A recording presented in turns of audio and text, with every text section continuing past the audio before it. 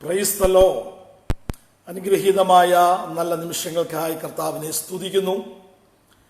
ഈ മനോഹരമായ രാത്രിയിലും കർത്താവിന്റെ സന്നിധിയിൽ സന്തോഷത്തോടും സൗഖ്യത്തോടുമായിരിക്കുവാൻ വലുവനാകുന്ന ദൈവം നമ്മുടെ ഓരോരുത്തരുടെയും ജീവിതത്തിൽ ഒരുക്കിയ വിലയേറിയ ഈ അവസരത്തിനായി കർത്താവിനെല്ലാം മഹത്വം അർപ്പിക്കുന്നു. വിവിധ ഇടങ്ങളിൽ ഇരുന്നു കൊണ്ട് എന്നെ ശ്രവിക്കുന്ന എല്ലാ പ്രിയപ്പെട്ടവർക്കും കർത്താവായ യേശുക്രിസ്തുവിന്റെ നാമത്തിലുള്ള വന്ദനത്തെ അറിയിക്കുന്നു. കർത്താവ് എല്ലാവരെയും ധാരാളമായി ഈ സന്ധ്യയെങ്കിലും അനുഗ്രഹിക്കുമാറാകട്ടെ. നമുക്കറിയാം, പ്രകൃതിയുടെ ഈ പ്രതികൂല കാലാവസ്ഥ പലയിടങ്ങളിലും വലിയ നാശം വിതച്ചുകൊണ്ടിരിക്കുമ്പോൾ നമ്മുടെ സഹപ്രവർത്തകരായ നമ്മുടെ സഹോദരങ്ങൾ അനേകർ ഈ ദുരിതത്തിൽ വല്ലാതെ കഷ്ടപ്പാട് അനുഭവിക്കുമ്പോൾ നമുക്ക് അവർക്ക് വേണ്ടി പ്രാർത്ഥിക്കുവാൻ ഈ ദിവസങ്ങളിൽ അധികം കർത്താവ് കൃപ നൽകട്ടെ. വേഗത്തിലെ അവസ്ഥകൾക്ക് കർത്താവ് ഒരു മാറ്റം വരുത്തുവാൻ, ദേശത്തിന് ദൈവ സൗഖ്യം വിടുതലും അയക്കുവാൻ, ഈ മഹാമാരിയിൽ നിന്നും ഈ ദുരന്താവസ്ഥയിൽ നിന്നും ദേശത്തെ ദൈവം സംരക്ഷിക്കുവാൻ നമുക്ക് പിന്നെയും പ്രാർത്ഥിക്കുവാൻ കർത്താവ് കൃപ നൽകട്ടെ. ഈ രാത്രിയിലും കർത്താവിന്റെ വചനം വളരെ പ്രാർത്ഥനയോടുകൂടെ ശ്രവിക്കുവാൻ നിങ്ങളെ എല്ലാം ഞാൻ ക്ഷണിക്കുകയാണ്. വളരെ പ്രാർത്ഥനയോടുകൂടെ കർത്താവിന്റെ ഹൃദയത്തിൽ നൽകിയ ഒരു ചെറിയ ചിന്ത വേഗത്തിൽ പങ്കുവെച്ച് പ്രാർത്ഥിക്കാം. കൊലോസ്യ ലേഖനം 1-ാം അധ്യായം അതിൻ്റെ 9-ാമത്തെ വാക്യം. കൊലോസ്യ ലേഖനം 1-ാം അധ്യായം അതിൻ്റെ 9-ാമത്തെ വാക്യം. അവിടെ ഇങ്ങനെയാണ് കാണുന്നത്: അതുകൊണ്ട് ഞങ്ങൾ അത് കേട്ട നാൾ മുതൽ നിങ്ങൾക്ക് വേണ്ടി ഇടവിടാതെ പ്രാർത്ഥിക്കുന്നു. പൗലോസ് അപ്പോസ്തലൻ കൊലോസ്യ സഭയിലെ വിശുദ്ധന്മാർക്ക്, അവിടെയുള്ള ദൈവജനത്തിന് ലേഖനം എഴുതുമ്പോൾ അവരോട് പറയുകയാണ്, ഞങ്ങളൊരു വാർത്ത കേട്ടു. ആ വാർത്ത കേട്ട നാൾ മുതൽ നിങ്ങൾക്ക് വേണ്ടി ഇടവിടാതെ പ്രാർത്ഥിക്കുന്നു. നമ്മളെല്ലാം പ്രാർത്ഥിക്കുന്നവരാണ്. ചില വിഷയങ്ങൾക്ക് വേണ്ടി നമ്മൾ ഇടവിടാതെ പ്രാർത്ഥിക്കുന്നവരാണ്, മുട്ടിപ്പായി പ്രാർത്ഥിക്കുന്നവരാണ്. അങ്ങനെ പ്രാർത്ഥിക്കണമെന്നുണ്ടെങ്കിൽ അത്ര ഗൗരവകരമായ ഒരു വിഷയമാണെങ്കിലേ നമ്മൾ ഇടതടവില്ലാതെ പ്രാർത്ഥിക്കത്തുള്ളൂ. നമ്മളോടൊരാള് ഒരു പ്രാർത്ഥന വിഷയം അറിയിക്കുകയാണ്. അപ്പൊ ആ വിഷയത്തിന്റെ ഗൗരവ സ്വഭാവം കണക്കിലെടുത്ത് നമ്മൾ പ്രാർത്ഥിക്കും. ക്രിട്ടിക്കൽ സ്റ്റേജിൽ ഐസിയുവിൽ അഡ്മിറ്റ് ആയിരിക്കുന്നു, അല്ലെങ്കിൽ ഡോക്ടർമാരെല്ലാം കൈവിട്ടു, മെഡിക്കൽ കോളേജിൽ നിന്ന് തള്ളി, എന്റെ പ്രാർത്ഥന മാത്രമേ രക്ഷയുള്ളൂ എന്ന് പറഞ്ഞ് ഭവനത്തിലേക്ക് പറഞ്ഞയച്ചൊരു കേസ്, അല്ലെങ്കിൽ ഒരു വലിയ ജപ്തി ഭീഷണിയുടെ നടുവിലായിരിക്കുന്നു, അല്ലെങ്കിൽ വലിയൊരു കേസിന്റെ കുടുക്കിൽ കിടക്കുന്നു. അപ്പോൾ അങ്ങനെയൊക്കെയുള്ള സബ്ജക്റ്റുകൾ കേൾക്കുമ്പോൾ നമ്മൾ പ്രാർത്ഥിക്കുന്ന പ്രാർത്ഥനയുടെ തലം വ്യത്യസ്തമാണ്, അല്ലേ? എപ്പോഴൊക്കെ മുട്ടുമടക്കുമോ, രാത്രിയൊന്നോ പകലൊന്നോ ഇല്ലാതെ നമ്മുടെ പ്രിയപ്പെട്ടവർക്ക് വേണ്ടി നമ്മൾ അങ്ങനെയുള്ള വിഷയങ്ങൾ ഏറ്റെടുത്ത് പ്രാർത്ഥിക്കും. അപ്പോൾ സീരിയസ് ആയ അത്യധികം ഗൗരവകരമായ വിഷയങ്ങൾക്ക് വേണ്ടിയേ നമ്മൾ പ്രാർത്ഥനയ്ക്ക് കൂടുതൽ ഒരു പ്രാധാന്യം കൊടുക്കത്തുള്ളൂ. അല്ലാതെ സാധാരണ ഒരു വിഷയം പ്രാർത്ഥിക്കണേ ബ്രദറെ, ഞങ്ങൾക്ക് വേണ്ടി പ്രാർത്ഥിക്കണം, സഹോദരി ഞങ്ങൾക്ക് വേണ്ടി പ്രാർത്ഥിക്കണം എന്നൊക്കെ എല്ലാവരും പറയാറുണ്ട്. അതൊരു നോർമൽ ടോക്കിൽ പറയാറുള്ളതാണ്. അങ്ങനെയുള്ള വിഷയങ്ങൾക്ക് വേണ്ടി നമ്മൾ പ്രാർത്ഥിക്കുന്നതായിരിക്കും. ശരി, പ്രാർത്ഥിക്കാം. വല്ലപ്പോഴും പ്രാർത്ഥിക്കുമ്പോൾ പ്രാർത്ഥനയിൽ നമ്മൾ ഓർക്കും അവരുടെ പേര് കൂടെ. എന്നാൽ ഇവിടെ പൗലോസ് അപ്പോസ്തലൻ പറയുക കൊലോസിയയിലെ ദൈവജനത്തോട്, ഞങ്ങളൊരു വാർത്ത കേട്ടു, കേട്ട നാൾ മുതൽ നിങ്ങൾക്ക് വേണ്ടി ഇടവിടാതെ പ്രാർത്ഥിക്കുന്നു. അപ്പോൾ കേട്ട വാർത്ത എന്താ? കൊലോസിലെ ദൈവജനം വലിയൊരു ആപത്തിലാണെന്നോ, വലിയൊരു അപകടാവസ്ഥയിലാണെന്നോ, കൊടിയ ദാരിദ്ര്യത്തിൽ അവർ കഴിയുകയാണ്, അങ്ങനെയുള്ള വാർത്തകളൊക്കെ ആയിരിക്കുമോ കേട്ടത്? ഒരിക്കലുമല്ല പ്രിയരെ, അങ്ങനെയുള്ള വാർത്തകളൊന്നും അല്ല കേട്ടത്. പൗലോസ് ഇവർക്ക് വേണ്ടി ഇടവിടാതെ പ്രാർത്ഥിക്കാൻ കാരണം എന്താ? അതിന് തക്കതായ എന്തു വാർത്തയാണ് താൻ കേട്ടത്? അതിന്റെ മുകളിലത്തെ വാക്യങ്ങളൊക്കെ പരിശോധിക്കുമ്പോൾ ഇവിടെ കാണാൻ കഴിയുന്നു, കൊലോസ്യ സഭയിലെ ശുശ്രൂഷകനായ എപ്പഫ്രാസ് എന്ന് പറയുന്ന ഒരു മനുഷ്യൻ പറയുകയാണ്. എപ്പഫ്രാസ് എന്ന് പറഞ്ഞ മനുഷ്യൻ കൊലോസ്യ സഭയിലെ സ്ഥിതി വിവര കണക്കുകൾ, അവിടുത്തെ ദൈവജനത്തിന്റെ ആത്മീക അനുഭവങ്ങളെക്കുറിച്ച്, അല്ലെങ്കിൽ അവരുടെ വളർച്ചയെക്കുറിച്ച്, ആ സഭയിലെ വിശേഷങ്ങളൊക്കെ പൗലോസ് എന്ന് പറയുന്ന ദൈവമനുഷ്യനുമായി പങ്കുവച്ച ഒരു വാർത്ത കേട്ടപ്പോൾ മുതലാ പൗലോസ് ഇങ്ങനെ പ്രാർത്ഥിക്കാൻ തുടങ്ങിയത്. അതെന്താണെന്ന് 4-ാമത്തെ വാക്യം നമ്മൾ പരിശോധിക്കുമ്പോൾ അവിടെ കാണാം, ക്രിസ്തുയേശുവിൽ നിങ്ങളുടെ വിശ്വാസത്തെയും സകല വിശുദ്ധന്മാരോടും നിങ്ങൾക്കുള്ള സ്നേഹത്തെയും കുറിച്ച് ഞങ്ങൾ കേട്ടിട്ട് നിങ്ങൾക്ക് വേണ്ടി പ്രാർത്ഥിക്കയിൽ. അപ്പോൾ കൊലോസിലെ സഭയിലെ വിശ്വാസികളുടെ ഒരു പ്രത്യേകത അവിടെ കാണുന്നു. ക്രിസ്തുയേശുവിൽ നിങ്ങളുടെ വിശ്വാസത്തെയും. അപ്പോൾ ഈ കൊലോസിയ സഭയിലെ ദൈവജനം ക്രിസ്തുയേശുവിൽ ആഴമേറിയ തീവ്രമായ ഒരു വിശ്വാസമുള്ളവരായിരുന്നു എന്ന് നമുക്ക് മനസ്സിലാക്കാൻ കഴിയും. 2, അവർക്ക് സകല വിശുദ്ധന്മാരോടും ഒരു സ്നേഹമുണ്ടായിരുന്നു. ഇത് കേൾക്കുമ്പോഴാണ് പൗലോസ് അപ്പോസ്തലൻ അവർക്ക് വേണ്ടി പ്രാർത്ഥിക്കാൻ തോന്നുന്നത്. നമ്മളാണെങ്കിൽ ഒരാളുടെ വലിയ വിശ്വാസമുള്ള ആളാണ്, അല്ലെങ്കിൽ ഒരാളെ വലിയ ദൈവസ്നേഹമുള്ളവരാണ് എന്ന് ആരെങ്കിലും നമ്മളോട് പറഞ്ഞാൽ നമ്മൾ അവർക്ക് വേണ്ടി ഇങ്ങനെ ഇടപെടാതെ പ്രാർത്ഥിക്കുമോ? സംശയമാണ്. മാത്രമല്ല, താഴോട്ടുള്ള വാക്യങ്ങൾ നമ്മൾ പരിശോധിക്കുമ്പോൾ 6-ാമത്തെ വാക്യത്തിൽ പറയുക, ആ സുവിശേഷം സർവ്വലോകത്തിലും എന്ന പോലെ നിങ്ങളുടെ അടുക്കലും എത്തി. നിങ്ങൾ ദൈവകൃപയെ യഥാർത്ഥമായി കേട്ടറിഞ്ഞ നാൾ മുതൽ നിങ്ങളുടെ ഇടയിൽ എന്ന പോലെ സർവ്വലോകത്തിലും ഫലം കായ്ച്ചും വർദ്ധിച്ചും വരുന്നു. അപ്പൊ കൊലോസിയിലെ സഭയിലെ ആ ദൈവജനത്തിന്റെ അടുത്ത പ്രത്യേകത, സുവിശേഷം സർവ്വലോകത്തിലും എന്ന പോലെ അവരുടെ അടുക്കലും എത്തി. അവരാ സുവിശേഷം കേട്ടിട്ട് അതിനോട് തിരസ്കരണം കാണിച്ചില്ല. ആ സുവിശേഷം അവരുടെ അകത്ത് വീണ നാൾ മുതൽ അത് ഫലം കായ്ക്കാൻ തുടങ്ങി. ഫലം കായ്ക്കുക മാത്രമല്ല, അത് വർദ്ധിച്ചു വരാൻ, അത് പെരുകി വരാൻ തുടങ്ങി. അപ്പൊ ഇങ്ങനെയുള്ള വാർത്തകളൊക്കെ അവിടുത്തെ ശുശ്രൂഷകനായ എപ്പഫ്രാസ് പൗലോസിനോട് അറിയിച്ച നാൾ മുതൽ പൗലോസ് അവർക്ക് വേണ്ടി പ്രാർത്ഥിക്കുക. അതിനെല്ലാം കുറച്ചുകൂടെ ഗൗരവമേറിയൊരു വിഷയമാണ് ഞാൻ ഇന്ന് രാത്രി പങ്കുവയ്ക്കാൻ താല്പര്യപ്പെടുന്നത്. അത് 8-ാമത്തെ വാക്യത്തിലാണ് കിടക്കുന്നത്. അവിടെ കാണുന്നു, അവൻ നിങ്ങൾക്ക് വേണ്ടി ക്രിസ്തുവിന്റെ വിശ്വസ്ത ശുശ്രൂഷകനും നിങ്ങൾക്ക് ആത്മാവിനാലുള്ള സ്നേഹം ഞങ്ങളോട് അറിയിച്ചവനുമാകുന്നു. അപ്പൊ കൊലോസിയിലെ ദൈവജനത്തിന്റെ അതിപ്രധാനമായൊരു പ്രത്യേകതയാണ് അവിടെ വിവരിക്കുന്നത്. അവർക്ക് ആത്മാവിനാൽ സ്നേഹമുള്ളവരാണ്. എന്താണ് ആത്മാവിനാലുള്ള സ്നേഹം? നമുക്കെല്ലാം ആത്മാവുണ്ട്. ദൈവ മനുഷ്യനെ സൃഷ്ടിച്ചപ്പോൾ 3 ഘടകങ്ങൾ നമ്മുടെ അകത്തുണ്ട് നമ്മൾ മനസ്സിലാക്കുന്നു.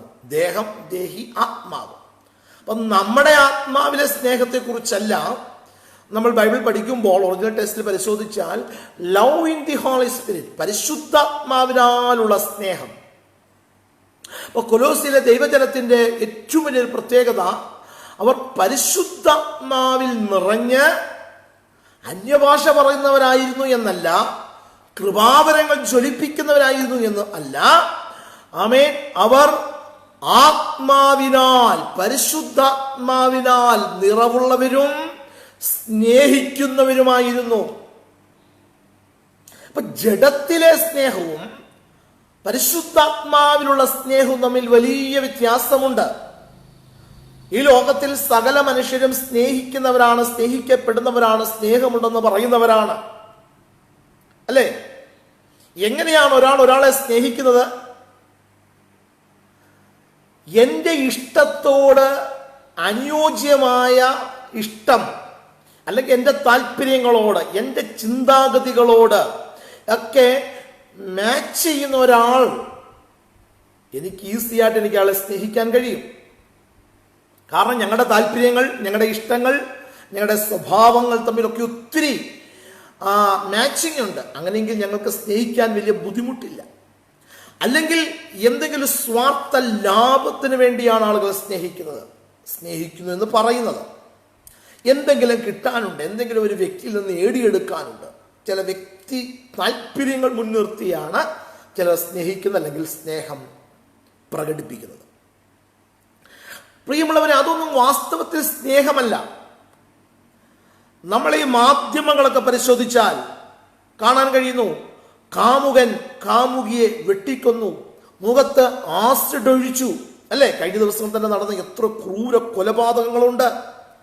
ദീർഘവർഷങ്ങൾ അവർ പ്രണയബദ്ധരായിരുന്നു, അവർ സ്നേഹിച്ചവരാ, പരസ്പരം ഹൃദയം കൈമാറിയവരാ. എന്നിട്ട് എന്തുകൊണ്ടാണ് അവരിങ്ങനെയുള്ള ഒരു ക്രൂര കൃത്യത്തിലേക്ക് മുതിരുന്നത്? അത് സ്നേഹമായിരുന്നില്ല, ഒരാൾക്കൊരാളോട് തോന്നി ഇഷ്ടമായിരുന്നു, താല്പര്യമായിരുന്നു. ഒരു വ്യക്തിയിൽ നിന്നും എന്തൊക്കെയോ പ്രതീക്ഷിച്ചു. അത് വേണ്ടുന്ന രീതിയിൽ അവരുടെ ആഗ്രഹം സഫലീകരിക്കാൻ കഴിയാതെ, നിവൃത്തിയാകാൻ കഴിയാതെ ഇരുന്നപ്പോൾ അവരെ നശിപ്പിക്കാൻ വേണ്ടി തയ്യാറാകുന്നു. അത് സ്നേഹമാണോ? അത് കേവലം ജഡത്തിലുള്ള ഒരു ഇഷ്ടം മാത്രം. എന്നാൽ സ്നേഹം കാണാൻ കഴിയുന്നത് കാൽവരി ക്രൂശിലാണ്. പ്രിയമുള്ളവരെ, ദോഷികളായ, പാപികളായ, ശാപഗ്രസ്തരായ നമുക്ക് വേണ്ടി, നമുക്ക് യാതൊരു യോഗ്യതയുമില്ലായിരുന്നു, നമുക്ക് വേണ്ടി ഒരാൾ ജീവൻ കൊടുക്കാൻ തയ്യാറായി. അത് ഈ ലോകത്തിലുള്ള ഒരു മത നേതാക്കന്മാരോ ഒരാത്മീയ ഗുരുക്കന്മാരോ, ഈ ലോകത്തിലെ നല്ല സ്വഭാവമുള്ള ഒത്തിരി വിപ്ലവം നയിച്ച് സ്വാതന്ത്ര്യം നേടിത്തന്ന സാമൂഹ്യ പരിഷ്കർത്താക്കളായ ഒത്തിരി ആൾക്കാരുണ്ട്. പക്ഷെ അവരാരും ചെയ്യാത്ത ഒരു കാര്യമാണ് യേശു കർത്താവ് നമുക്ക് വേണ്ടി കാൽവരി ക്രൂശിൽ വെളിപ്പെടുത്തിയത്. തന്റെ ജീവൻ നമുക്ക് വേണ്ടി മറുവിലയായി കൊടുത്തു. അതാണ് പ്രിയരെ സ്നേഹം എന്ന് പറയുന്നത്. അപ്പൊ ജഡത്തിലുള്ള സ്നേഹം ഞാൻ വിവരിക്കാതെ തന്നെ അറിയാം. ഒരാൾക്കൊരാളോട് തോന്നുന്ന താല്പര്യം, ഇഷ്ടം, അതിന് പല കാരണങ്ങൾ കാണാം. പക്ഷെ പരിശുദ്ധാത്മാവിൽ ഒരാൾക്കൊരാളെ സ്നേഹിക്കാൻ കഴിയുമോ? നിശ്ചയമായും കഴിയും. അപ്പൊ പരിശുദ്ധാത്മാവിൽ സ്നേഹിക്കുമ്പോൾ എൻ്റെ ഇഷ്ടങ്ങളോട് മാച്ച് ചെയ്യുന്ന ഒരാളെ മാത്രമല്ല എനിക്ക് സ്നേഹിക്കാൻ കഴിയുന്നത്. തീർത്തും പരസ്പര വിരുദ്ധമായ സ്വഭാവമുള്ള, അല്ലെങ്കിൽ എന്നോട് യാതൊരു താല്പര്യം ഇല്ലാത്ത ഒരാളെ പോലും ആത്മാവിൽ നിറഞ്ഞു കഴിയുമ്പോൾ എനിക്ക് സ്നേഹിക്കാൻ കഴിയും.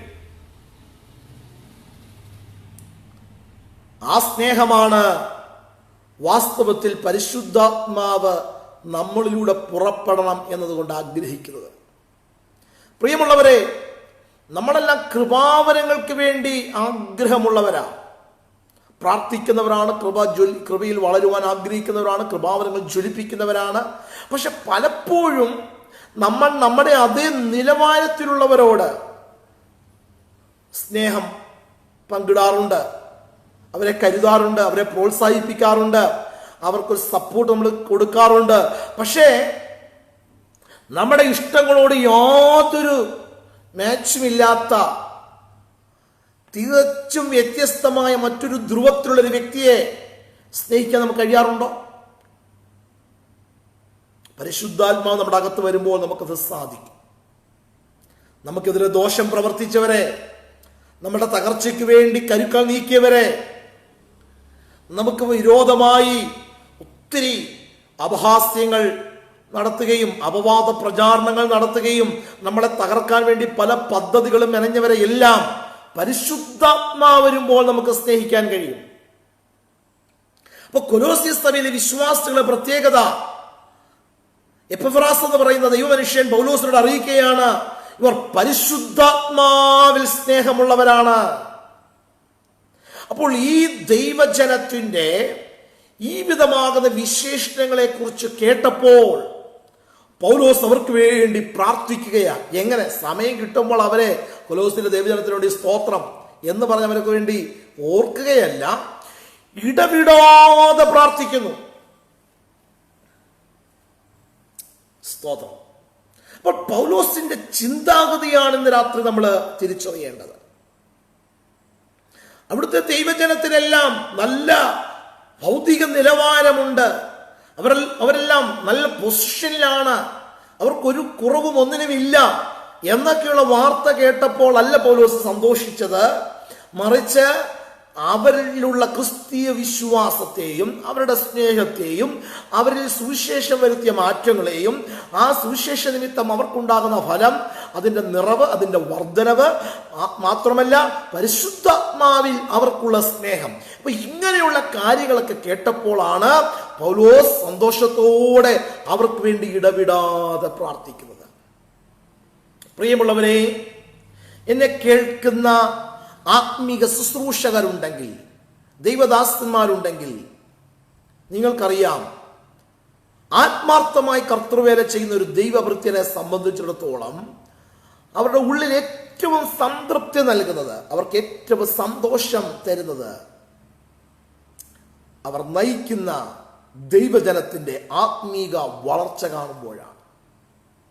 അവരുടെ ആത്മീക അഭിവൃദ്ധി കാണുമ്പോൾ, അവരുടെ വളർച്ച, അവരുടെ ആത്മീക നിലവാരങ്ങളിലെ മാറ്റമൊക്കെയാണ് ഒരു ദൈവദാസനെ സംബന്ധിച്ചിടത്തോളം ഏറ്റവും സന്തോഷം നൽകുന്ന വസ്തുത. അങ്ങനെയെങ്കിൽ ഒരു ദൈവദാസന് തൻ്റെ ജനത്തിന്റെ ആത്മീക നിലവാരത്തിലെ ഉയർച്ച സന്തോഷം പകരുമെങ്കിൽ, പ്രാണൻ തന്ന് വീണ്ടെടുത്ത നമ്മുടെ കർത്താവിന്, നമ്മുടെ യേശുവിന് നമ്മുടെ ആത്മീയ വളർച്ചയിൽ എത്രത്തോളം സന്തോഷം കാണും? നമ്മൾ ചിന്തിച്ചിട്ടുണ്ടോ? ഈ ലോകത്തിലെ ഒരു പിതാവിനും മാതാവിനും ഏറ്റവും സന്തോഷം തരുന്ന കാര്യം എന്താ? തങ്ങളുടെ കുഞ്ഞുങ്ങളുടെ വളർച്ചയാണ്. നമ്മുടെ കുഞ്ഞുങ്ങളെ ഓരോ ദിവസവും സസൂക്ഷ്മം വീക്ഷിക്കുമ്പോൾ അവരുടെ കൈ വളരുന്നുണ്ടോ, അവരുടെ കാല് വളരുന്നുണ്ടോ, അവരെത്രത്തോളം കാര്യങ്ങൾ മനസ്സിലാക്കുന്നു, എത്രത്തോളം കാര്യങ്ങൾ ഗ്രഹിക്കുന്നു, അവർക്ക് പുതിയ വാക്കുകൾ സംസാരിക്കാൻ കഴിയുന്നുണ്ടോ? അപ്പോൾ നമ്മുടെ കുഞ്ഞുങ്ങളുടെ ഓരോ വളർച്ചയുടെ ഘട്ടങ്ങളും ഒരു പിതാവിനെയും മാതാവിനെ സംബന്ധിച്ചിടത്തോളം ഏറ്റവും സന്തോഷമാണ് തരുന്നത്. പ്രിയമുള്ളവരെ, ദോഷികളാകുന്ന നമ്മൾ ഓരോരുത്തരും നമ്മുടെ കുഞ്ഞുങ്ങളുടെ വളർച്ചയിൽ ഇത്രയധികം സന്തോഷിക്കുമെങ്കിൽ, പ്രാണൻ തന്ന്, ജീവൻ തന്ന്, രക്തം കൊടുത്ത് വിലയ്ക്ക് വാങ്ങി മക്കളാക്കി മാറ്റിയ നമ്മുടെ വളർച്ചയിൽ യേശു കർത്താവ് എത്രത്തോളം സന്തോഷിക്കും. ഇന്ന് രാത്രി പ്രിയമുള്ളവരെ, വചനം കേട്ടുകൊണ്ടിരിക്കുമ്പോൾ നിങ്ങൾ നിങ്ങളോട് തന്നെ ചോദിക്കുക, നിങ്ങൾ നിങ്ങളെ തന്നെ ഒന്ന് എക്സാമിൻ ചെയ്യുക. ഞാൻ യേശുവിനെ അറിഞ്ഞിട്ട് ഇത്ര വർഷമായി, ഇത്ര മാസമായി, എൻ്റെ ജീവിതത്തിലെ മാറ്റങ്ങൾ എൻ്റെ കർത്താവിന് സന്തോഷത്തിന് കാരണമായി തീർന്നിട്ടുണ്ടോ? കർത്താവ് ആനന്ദിക്കത്തക്ക നിലയിൽ എന്നിലൊരു വളർച്ച സംഭവിച്ചിട്ടുണ്ടോ? ഇന്ന് രാത്രി നിങ്ങൾ നിങ്ങളെ തന്നെ ഒന്ന് വിലയിരുത്തുക. നമ്മുടെ ഭൗതിക സാഹചര്യങ്ങൾ മാറുമ്പോൾ കർത്താവിന് വലിയ സന്തോഷമാണ്. നമുക്ക് നല്ല ജീവിത നിലവാരങ്ങൾ ഉണ്ടാകണമെന്ന് തന്നെയാണ് കർത്താവ് ആഗ്രഹിക്കുന്നത്. എന്നാൽ അതിനേക്കാൾ കൂടുതൽ കർത്താവ് അല്പം കൂടെ എന്നല്ല, അതിപ്രാധാന്യം കർത്താവ് കൊടുക്കുന്നത് നമ്മുടെ ആത്മീക വളർച്ചയ്ക്കാണ്. കാരണം ഭൗതികമായി നമ്മൾക്ക് ലഭിക്കുന്ന എല്ലാ സുഖ സൗഭാഗ്യങ്ങളും ഈ ലോകത്തിലെ നമ്മുടെ ആയുസ് എത്രയുണ്ടോ അത്ര മാത്രമേ അതിനെല്ലാം ആയുസ്സുള്ളൂ. നമ്മുടെ ജീവൻ പോകുന്നുള്ളതെല്ലാം നഷ്ടപ്പെട്ടു പോകുന്നതാണ്. എന്നാൽ ആത്മീകമായി നമ്മളിൽ ഉണ്ടാകുന്ന മാറ്റങ്ങൾ, നമ്മുടെ വളർച്ച, ഇതെല്ലാം നിത്യതയോളം നീണ്ടു നിൽക്കുന്നതാണ്. അപ്പൊ ഇന്ന് രാത്രി പ്രിയമുള്ളവരെ, കർത്താവിന്റെ ഹൃദയത്തെ സന്തോഷിപ്പിക്കുന്നവരായി, കർത്താവിന്റെ ഹൃദയത്തിന് ആനന്ദം പകരുന്നവരായി തീരണമെന്ന് നിങ്ങൾ ആഗ്രഹിക്കുന്നുണ്ടെങ്കിൽ ആത്മീക വളർച്ചയ്ക്ക് പ്രാധാന്യം കൊടുക്കുക.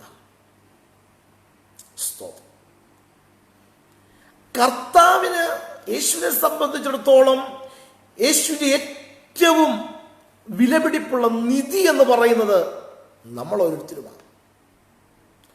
പിതാവാം ദൈവം യേശുവിനോട് ചോദിക്കുക, ലോകത്തിലേക്ക് പോയി, അല്ലേ? ലോകത്തിൽ യേശു മനുഷ്യാവതാരം എടുത്തു മനുഷ്യനായി പിറന്നല്ലോ. ലോകത്തിൽ പോയി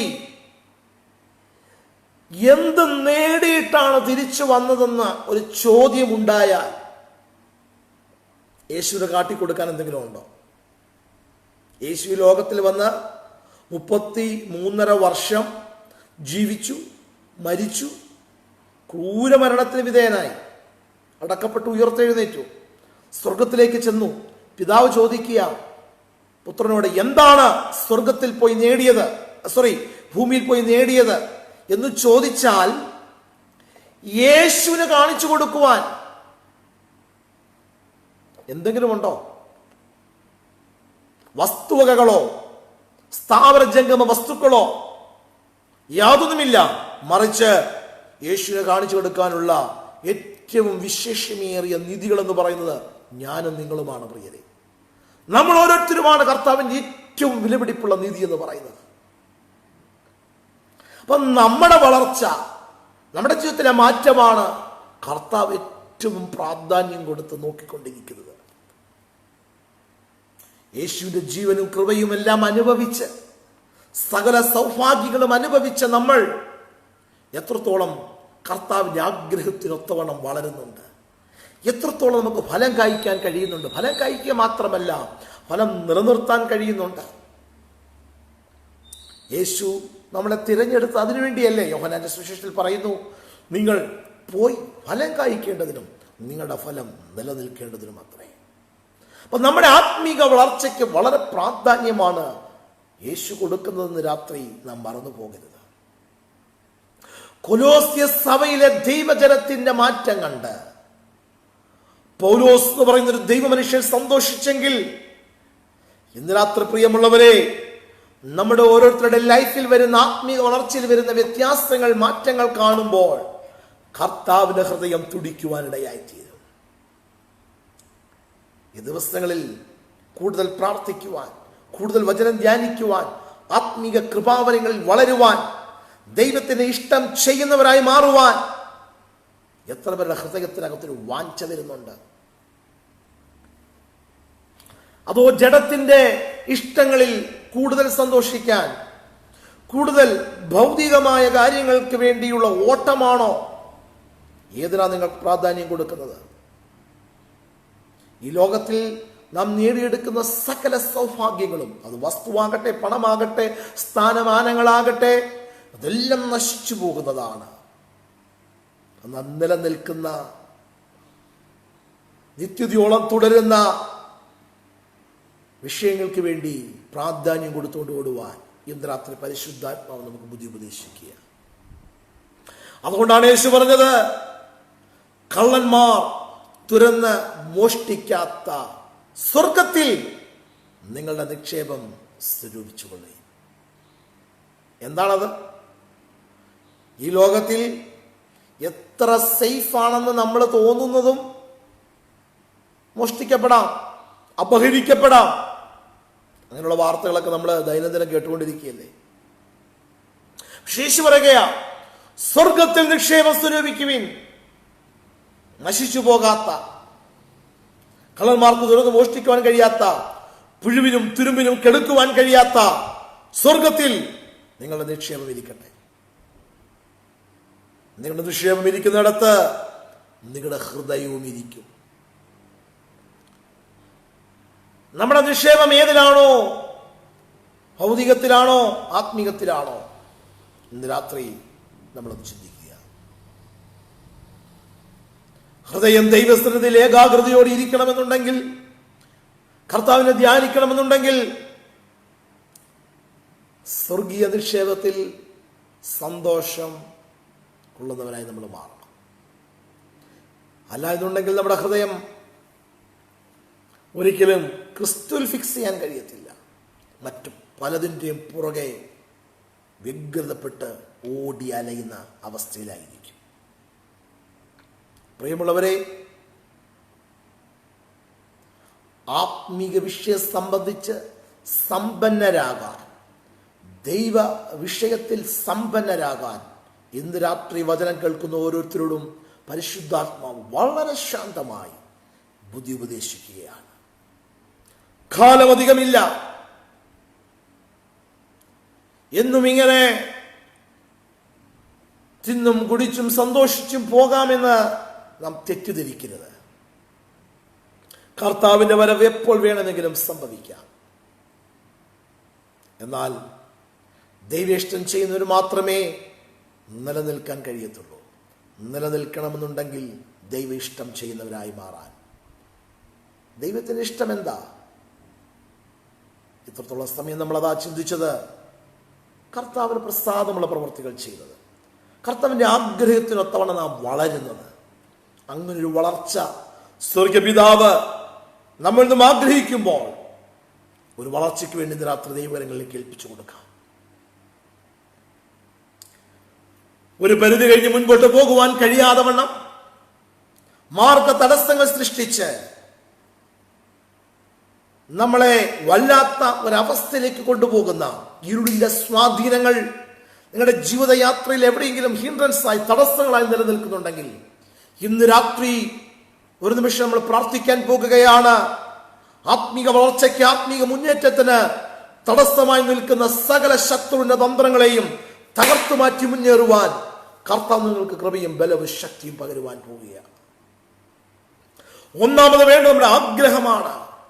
ഒരു ഉറച്ച തീരുമാനം ഇന്ന് രാത്രി എടുക്കണം. എനിക്ക് ഈ ലെവലിൽ മുൻപോട്ട് പോയാൽ പോരാ, ഈ അവസ്ഥയിലല്ല ഞാൻ തുടരാൻ ആഗ്രഹിക്കുന്നത്. എൻ്റെ ജീവിതത്തിൽ ഒരു മാറ്റം അനിവാര്യമാണ്, ഒരാത്മീക വളർച്ച ഇന്ന് രാത്രി എനിക്ക് ആവശ്യമാണെന്ന് ആഗ്രഹിച്ചുകൊണ്ട് പ്രാർത്ഥിക്കാൻ തയ്യാറായിക്കേ. തടസ്സങ്ങളെ വെട്ടിമാറ്റി ആത്മാവിന്റെ കരുത്തോടെ, പുതിയ ബലത്തോടെ, ശുഷ്കാന്തിയോടെ കൃപയിൽ വളരുവാൻ, ആത്മശക്തിയോടെ കുതിക്കുവാൻ, മുൻപിലുള്ള മാർഗ തടസ്സങ്ങളെ എല്ലാം അതിജീവിക്കുവാൻ, മലകളെ ഓടിക്കയറുവാൻ ഇന്ന് രാത്രി ബലം കർത്താവ് നമ്മുടെ മേൽ പകരാൻ പോവുകയാണ്. മാൻ പേട കാലുകൾക്ക് തുല്യമാക്കി അവൻ നമ്മുടെ കാലുകളെ മാറ്റുകയാണ്. നിങ്ങളൊരു മനോഹര തുരകമാക്കി ഇന്ന് രാത്രി പരിശുദ്ധാത്മ അഭിഷേകം ചെയ്യുകയാണ്. കർത്താവ് ആഗ്രഹിക്കുന്ന വളർച്ചയ്ക്ക് തടസ്സമായി ആമേൻ ലോകത്തിന്റെ പല സ്വാധീനങ്ങളും പിടിമുറുക്കി ആമേൻ ഒരു വല്ലാത്ത അവസ്ഥ നിങ്ങളെ വലയ്ക്കുന്നുണ്ടെങ്കിൽ ഇന്ന് രാത്രി ഇരിപ്പിരുന്നുകൊണ്ട് പ്രാർത്ഥിക്കുക. കർത്താവേ, ഒരു മാറ്റം ഞാൻ കൊതിക്കുന്നു. എൻ്റെ ജീവിതത്തിലെ സകല തടസ്സങ്ങളെയും അങ്ങ് മാറ്റണമെന്ന് പ്രാർത്ഥിച്ചേ. കർത്താവിന്റെ അമിത ബലം ഇന്ന് രാത്രി ആമേൻ നിങ്ങളുടെ ശരീരമണ്ഡലങ്ങളിൽ ഇറങ്ങി വരട്ടെ, നിങ്ങളുടെ ദേഹി മേഖലകളിൽ അത് വെളിപ്പെട്ടു വരട്ടെ. ആമേൻ എവിടേക്കോ ആമേൻ മുൻപോട്ട് കുതിക്കണമെന്ന് ആഗ്രഹമുണ്ടെങ്കിലും അതിന് കഴിയാതെ വണ്ണം ആലസ്യം കൊണ്ടുവരുന്ന, മടിയും കൊണ്ടുവരുന്ന എല്ലാ ഇരുളിന്റെ സ്വാധീനങ്ങളും ഇന്ന് രാത്രി തകർന്നു മാറട്ടെ. ഒരു പുതുബലത്തോടെ, ഒരു പുതുശക്തിയോടെ കുതിക്കാൻ ഇന്ന് രാത്രി യേശുവിന്റെ നാമത്തിൽ ഒരു ദൈവിക ജീവന്റെ ബലം ആഗ്രഹിക്കുന്ന കുഞ്ഞുങ്ങളുടെ മേൽ കർത്താവ് പകരാൻ പോവുകയാണ്. എത്ര പേര് ഇന്ന് രാത്രി പ്രാർത്ഥിക്കാൻ തയ്യാറാണ്? ഭൗതികമായ എല്ലാ അനുഗ്രഹങ്ങളും കൊണ്ട് കർത്താവ് നിങ്ങളെ നിറയ്ക്കും. ഒരു കുറവും ഒന്നിനും വരാതെ വണ്ണം സമൃദ്ധിയായി ദൈവം നിങ്ങളെ പുലർത്തും. ആരുടെ മുമ്പിൽ ലജ്ജ കൂടാതെ നിൽക്കുവാൻ, തല ഉയർത്തി നിൽക്കുവാൻ നിങ്ങൾക്ക് ആവശ്യമായ എല്ലാ നന്മകളും ദൈവം നൽകും. അപ്പോൾ തന്നെ അതിനേക്കാൾ ഒരുപടി കൂടി കടന്ന് രാത്രി എത്ര പേർ ആഗ്രഹിക്കും? ആത്മീകമായി എനിക്കൊരു വളർച്ച വേണം, ഒരഭിഷേകത്തിന്റെ പുതുക്കം എനിക്ക് ആവശ്യമാണ്, ആത്മനിറവിന്റെ ഒരു അനുഭവത്തിൽ എനിക്ക് എല്ലാ ദിവസവും നടക്കാൻ കൊതിയുണ്ട്. ഇന്ന് രാത്രി അങ്ങനെ കൂടി ഒന്ന് ആഗ്രഹിച്ചു തുടങ്ങിക്കേ. കർത്താവിന് ഹൃദയം സന്തോഷിക്കട്ടെ. രക്തം കൊടുത്ത് വിലയ്ക്ക് വാങ്ങിയ കർത്താവ് നമ്മളെ ചൊല്ലി അഭിമാനം കൊള്ളട്ടെ. ഇന്ന് രാത്രി ഒരു നിമിഷം നമ്മുടെ കണ്ണുകളെ അടയ്ക്കാൻ നമുക്ക് പ്രാർത്ഥിക്കാം. സ്വർഗ്ഗപിതാവേ, ഇന്നലെ രാത്രി ഞങ്ങൾ നന്ദിയോടെ കർത്താവിനെ സ്തുതിക്കുന്നു. ഈ വചനം ആരൊക്കെ കേട്ടോ, എവിടേക്ക് ഇന്ന് രാത്രി വചനം കടന്നു അവിടെയെല്ലാം ഒരു അസാധാരണമായ ക്രിയ നടക്കട്ടെ. മുൻപോട്ട് കുതിക്കുവാൻ കഴിയാതെ വണ്ണം തടസ്സമായി ഏതൊക്കെ മേഖലകളാണോ ഈ ജനത്തെ അലട്ടിക്കൊണ്ടിരിക്കുന്നത്, അവയുടെ മേൽ ഇന്ന് രാത്രി യേശുവിന്റെ അധികാരമുള്ള നാമത്തിൽ ഞങ്ങൾ ജയം കൽപ്പിക്കുകയാണ്. ആത്മാവിന്റെ കരുത്തോടെ, അഭിഷേക നിറവിൽ ആത്മീക ഫലം കായ്ക്കുന്നവരായി കർത്താവിന്റെ ഹൃദയത്തെ സന്തോഷിപ്പിക്കുന്നവരായി മാറുവാൻ തന്റെ ജനത്തിന്റെ മേലും ഇവിടുന്ന് കൃപ പകരും. യേശുവിന്റെ ജീവൻ സമൃദ്ധമായി സകലരുടെ മേലും വ്യാപരിക്കട്ടെ. ഇവരെ അലട്ടുന്ന അസ്വസ്ഥതകൾ മാനസികമാകാം, ശാരീരികമാകാം, അത് നല്ല രാത്രി യേശുവിന്റെ നാമത്തിൽ ഒരു വിടുതൽ കൽപ്പിക്കുന്നു. രോഗികൾ സൗഖ്യമാകട്ടെ. മനം തകർന്നിരിക്കുന്നവരുടെ മേൽ ഇന്ന് രാത്രി ദൈവിക ജീവന്റെ പ്രകാശം വെളിപ്പെടട്ടെ. ഒരു വലിയ റിലീസ് സംഭവിക്കട്ടെ. അത്ഭുതങ്ങളെ അങ്ങ് കൽപ്പിക്കും. എല്ലാ മഹത്വം അങ്ങേക്ക് യേശുവിൻ നാമത്തിൽ തന്നെ ആമേൻ. കർത്താവ് വചനങ്ങളാൽ നിങ്ങളെ ധാരാളമായി അനുഗ്രഹിക്കട്ടെ. God bless you.